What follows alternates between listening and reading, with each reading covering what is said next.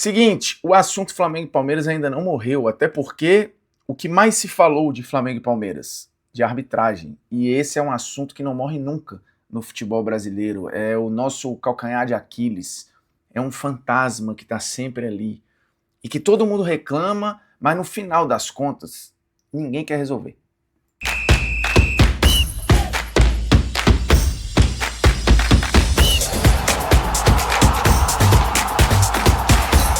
Fala moçada, beleza? O Bruno Formiga na área, nada mais, convidando você a se inscrever no canal, tocar na notificação, deixar o seu like aí, o seu dislike, comentar o conteúdo, compartilhar o conteúdo aí nos seus grupinhos de WhatsApp, porque, cara, assim, é o seguinte, Flamengo e Palmeiras foi um jogo muito bom do ponto de vista técnico, tático, eu acho que os dois, eu já falei isso no outro vídeo, que era exatamente voltado para o jogo, que eles entregaram aquilo que estava prometido, mas também entregaram o que para mim era muito previsível, polêmica de arbitragem. Nessa segunda-feira eu participei do Redação Sport TV pela primeira vez, inclusive foi muito legal, sobre o fato de, cara, independente do que acontecesse, o Flamengo ganhou. Se fosse empate, fosse vitória do Palmeiras, fatalmente a gente ia ter feito algum recorte para falar da arbitragem, porque isso está no inconsciente das pessoas. E aí eu não estou dizendo que não tem erro, eu não estou minimizando o sentimento do torcedor do Palmeiras que se sentiu prejudicado, como eu não diminuí o sentimento do torcedor do São Paulo que já se sentiu prejudicado, do Flamengo, do Corinthians, do Inter, do Santos, de qualquer time.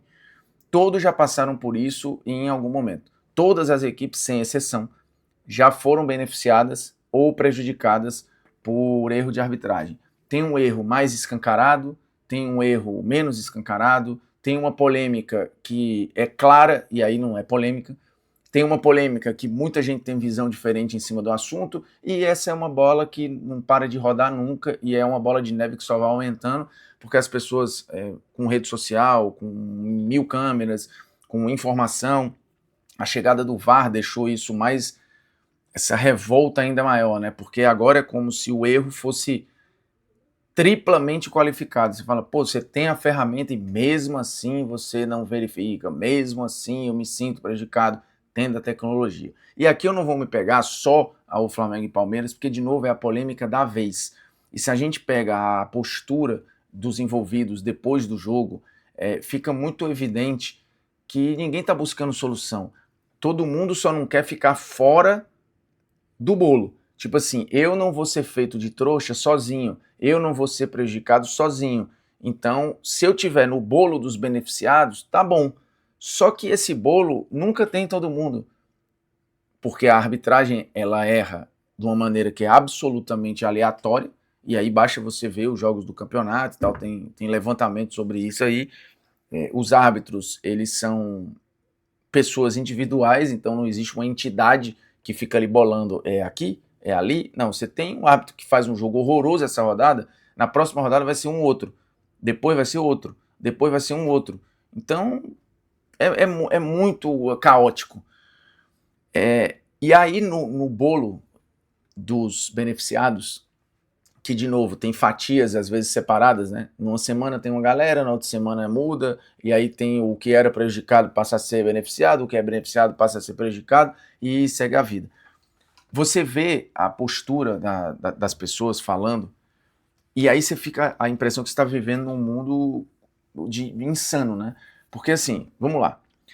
2 semanas atrás, depois do São Paulo e Palmeiras, todo mundo tinha certeza de que o Palmeiras estava sendo beneficiado por um esquema oculto de arbitragem, o que é uma idiotice, assim, chega a ser infantil você achar que a galera se reúne numa sala, escolhe um time para beneficiar e não, vamos fazer este aqui campeão brasileiro nesse ano. E aí passa 2 semanas, essa mesma equipe que as pessoas tinham certeza que era beneficiada pela arbitragem e tal, ela é e se sente prejudicada pela arbitragem. E aí essa mesma galera que falava do Palmeiras não fala mais nada, porque fica muito, meio sem argumento, né? O torcedor do Palmeiras, que estava sendo acuado há 2 semanas atrás, dessa vez tem certeza que o Flamengo é o time beneficiado e que sempre foi assim. E aí daqui a uma semana e pouco vai ser um outro time. E depois vai ser outro. E depois vai ser outro e por aí vai. talvez a discussão fique muito restrita a Flamengo e Palmeiras, porque eles estão liderando o campeonato e provavelmente vão disputar o título aí até o final. Não sei o quanto o Cruzeiro vai ter capacidade de entrar nessa sala aí e incomodar em termos de disputa de título. Mas se você olhar para o meio da tabela, disputa por vaga em Libertadores, luta contra o rebaixamento, enfim, vai ter gente levantando essa bandeira. E aí pressiona a arbitragem, fala, e quando você tem a pressão na arbitragem, e aqui eu estou falando de maneira generalizada, tá? Eu não estou falando de A, de B, de C, eu estou falando do modo de basicamente todos os dirigentes. Você pressiona não para que o que passou já foi. Na real, você está olhando para frente, né? Você está olhando para tentar deixar o próximo árbitro cheio de dedo para que ele fique na dúvida, e o cara é humano, de tomar algumas decisões e tente administrar esse caos que é a pressão exercida pelo time A, B, C, D. Então, assim, já aconteceu com o Flamengo, já aconteceu com o Palmeiras, já aconteceu com o São Paulo, já aconteceu com o Corinthians, já aconteceu com todo mundo. E aí, se acontece com todo mundo, se a gente racionalizasse a parada, a gente entender, porra, se acontece com todo mundo, é um problema muito maior do que uma birra com A ou com B ou com C. E você vai em outras divisões, é a mesma coisa. Na Série B, na Série C, na D, nos estaduais, é a mesma parada. É a mesma parada. Então, é óbvio que não existe uma má vontade raiz com o seu time. É uma parada que a gente pode colocar na base da incompetência. Você tem que aceitar a incompetência? Não, você não tem que aceitar a incompetência. Você tem que tentar melhorar. Mas, cara, se ninguém tá afim também da melhora, porque quando tem o benefício, o cara vai pra coletiva, pianinho. Quando tem o prejudicado, o cara vai e faz um escarcéu. Seja dirigente, seja treinador, seja jogador e tal. Porque no dia do benefício, ninguém vai ali na coletiva e fala, cara, hoje eu tô com vergonha de ter ganho. Até já aconteceu, mas é raríssimo. É raríssimo, é raríssimo. É raríssimo o jogador que tenta ajudar a arbitragem. A maioria quer ludibriar a arbitragem, a maioria quer prejudicar a arbitragem. E aí você fica numa espiral que, na real, são 22 jogadores contra o árbitro, e na cabeça dos jogadores é o árbitro contra todos eles. Então é todo mundo contra todo mundo. E é óbvio que isso não pode dar certo. Numa guerra, porque na real tá todo mundo no mesmo produto, né? Nós, enquanto imprensa, vocês, torcedores, o treinador, o jogador, o árbitro, todos vivem da mesma coisa, do futebol. Todos estão no mesmo produto. E quanto melhor o produto, é melhor para todo mundo. Mas na real fica uma guerra de todo mundo contra todo mundo.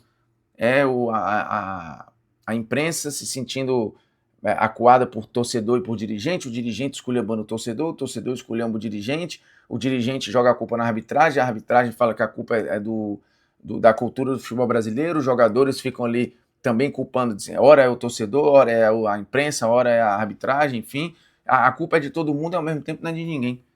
E aí a gente fica nesse mundo aí. Eu também não pinto esse cenário de terra arrasada, de que estamos... Talvez a gente viva a fase de maior pressão e fragilidade da arbitragem. Eu não sei se tecnicamente é a pior fase da história da arbitragem brasileira, não sei. Pelos levantamentos da CBF, não, né? Os erros, o percentual de erro é menor do que já foi. A ferramenta do VAR de fato diminuiu erros crassos, isso é evidente. Só que quanto mais tecnologia, mais imagem boa, mais jogos transmitidos, mais as pessoas têm acesso às coisas, então fica dando a impressão que está tudo mais, e o futebol brasileiro melhorou em termos de arrecadação, de investimento, estrutura, estádio, enfim. Então eu não vivo nesse ambiente também de, meu Deus, estamos na pior fase da história, não. Mas a gente está vivendo uma crise seríssima de credibilidade da arbitragem, de relação dos clubes e tal, e num momento em que se discute formação de liga, né? O que para mim fica claro que não vai acontecer tão cedo, porque numa liga você está ali, você é sócio, né? Todo mundo é sócio. E você tem o interesse de que, como acontece na Bundesliga, na La Liga, na Premier League e tal, de que a coisa seja boa para todos. E aqui a gente não consegue se entender nem na divisão do dinheiro. O que é combinado aqui não vale ali, e aí o que disse que vale já não vale, e aí um time fala que não, mas não foi bem assim que a gente combinou, e aí quem combinou fala, não, mas a gente não combinou isso aí não.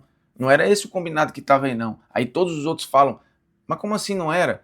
E aí fica uma confusão danada no final das contas sobre grana e tudo. Então, irmão, como que a gente quer melhorar se tá, de novo, todo mundo olhando pro seu umbigo, querendo tirar o seu da rota e botar o do outro. Então é uma ciranda de caos, né? E nesta ciranda de caos, quem nesse momento tá aí acaba sendo Flamengo e Palmeiras, mas é uma parada que para mim vale como regra e para todo mundo. A regra no futebol brasileiro é o postar e sair correndo, né? Você faz e sai, faz e sai. Você só não quer estar no bolo dos prejudicados, mas se tiver nos beneficiados, está suave. Se eu tiver por aqui, eu vou ficar quieto. Se o meu time estiver sendo prejudicado, eu vou gritar. E aí fica um negócio meio varziano, né? De que, sabe, vale aquelas reuniões. Eu joguei futebol de várzea muitos anos. E é essa parada, assim, quem bate na mesa e grita mais alto leva. E o futebol, ele nasce um pouco assim, né? Com esse espírito amador e tal. Mas a gente já deveria ter passado dessa fase. A gente já deveria. E é outra coisa que a gente discutiu lá na redação também, de que você vê personagens que são normalmente educados e que evitam falar de arbitragem, ou que quando falam na bola, assim, às vezes quase sendo obrigados a falar de coisas que nem é muito a seara dos caras, nem é muito o terreno deles, de criticar a arbitragem, de fazer uma alfinetada aqui, outra ali, porque às vezes eles precisam dar satisfação para os seus torcedores, para os dirigentes, e que muitas vezes cobram essa postura mais, porra, não vai gritar não? Não vai reclamar? Porque aí a gente vai ser cada vez mais prejudicado, a gente não pode ser um time bonzinho, a gente não pode não sei o quê, fica aquele estereótipo de que todo mundo queria ter um Eurico Miranda para si, né? Reclamavam dele, mas todo mundo falava, porque se fosse o Eurico esse jogo aí, o meu time não perdia. Porque se fosse o Eurico, o meu time aqui não era eliminado. Então, isso não pode ser saudável. E não pode ser o caminho certo. Eu não tenho nenhuma esperança de formação de liga, no sentido como tem na Europa, não tem essa expectativa. A questão de arbitragem, eu acho que é urgente a CBF tentar uma solução, não sei se com mais curso, profissionalizando de vez, eu não sei. Eu realmente não tenho essa resposta. Agora, aqui, os jogadores precisam ser educados para tentar não fuder a arbitragem em todo jogo. Assim, a premissa básica é de tentar ludibriar o árbitro. Seja simulando, pressionando, seja... não sei. Mas quando a mesma galera jogou a Copa do Mundo de Clubes, a postura com os árbitros europeus ou estrangeiros era totalmente diferente. Totalmente diferente. Aqui a gente já tentou, né, também, negócio de só o capitão fala, tolerância zero, cartão para todo mundo. Hein? E assim, a gente vai tentando. A minha mulher sempre fala assim, meu filho, não fique puto com tal pessoa não, tá todo mundo tentando. Porque no final das contas, assim, a gente tá vivendo e aprendendo, né? E aí quebra a cara, tenta, faz de novo e tal. Mas, cara, em relação à arbitragem, futebol brasileiro e coerência, a gente só tá destruindo a cara, né? Porque aprendendo parece que definitivamente não tá rolando. Se inscreve aí no canal, velho. Toca na notificação, deixa o seu like, seu dislike aí, comenta o conteúdo. Esse vídeo foi mais um desabafo do que qualquer outra coisa. Beleza? Nós, estamos junto. E um abraço, ó. Deixar para você lembrar aqui, ó. Inscreva-se. Instagram aqui também tô lá. Twitter também tô lá. TikTok também tô, mas faço muito pouco. Beleza? Tamo junto. Valeu!